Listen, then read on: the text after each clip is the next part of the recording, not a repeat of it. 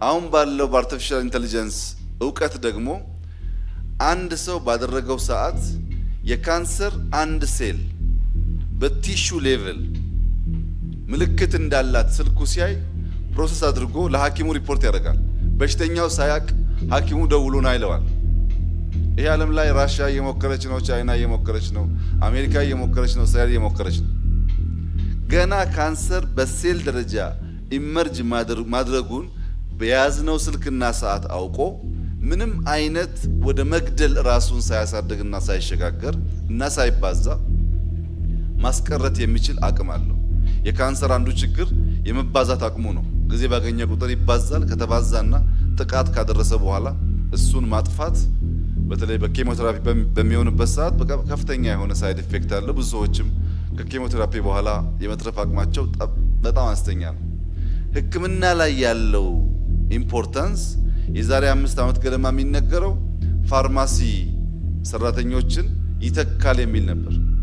በሁሉም ፋርማሲ 24 ሰዓት ምሳ ሰዓት ሻይ ሰዓት ሳይል ማንኛውም በሽተኛ ሐኪሙ ጋር ቀርቦ መድኃኒት ሲታዘዝለት በአቅራቢያ ያለው ፋርማሲ ሰውየው ከመሄዱ በፊት በኦንላይን የሚፈልገውን መድኃኒትና መጠን አውቆ አዘጋጅቶ ሰውየው ሄዶ በኮድ ምልክት ሲያሳይ አርቲፊሻል ኢንተለጀንሱ ኢን ሚኒት የተዘጋጀለት መድኃኒት ይሰጠዋል። ይህም ተሞክሯል። የዛሬ 10 እና 15 ዓመት የፋርማሲ ስራ ሙሉ በሙሉ በአርቲፊሻል ኢንተለጀንስ ይተካል ተብሎ ይታሰባል። ከዚህ አንጻር እንግዲህ ብዙዎች አርቲፊሻል ኢንተለጀንስ ሲያድግ የሰዎችን የስራ ድርሻ ይሻማል የሚል ክርክር የሚከራከሩ ሰዎች አሉ። አርቲፊሻል ኢንተለጀንስ የሰውን የስራ ድርሻ መሻማት አይችልም። አርቲፊሻል ኢንተለጀንስ ከሰው በታች ነው። ከሰው የሚሻለው የማይበላ የማይደክም የማይተኛ በመሆኑ ነው እንጂ በሕክምናው ሴክተር እንኳን ብዙ ሐኪሞችን የመተካት አቅም ያለው አርቲፊሻል ኢንተለጀንስ አንድ ነርስ መተካት አይችልም።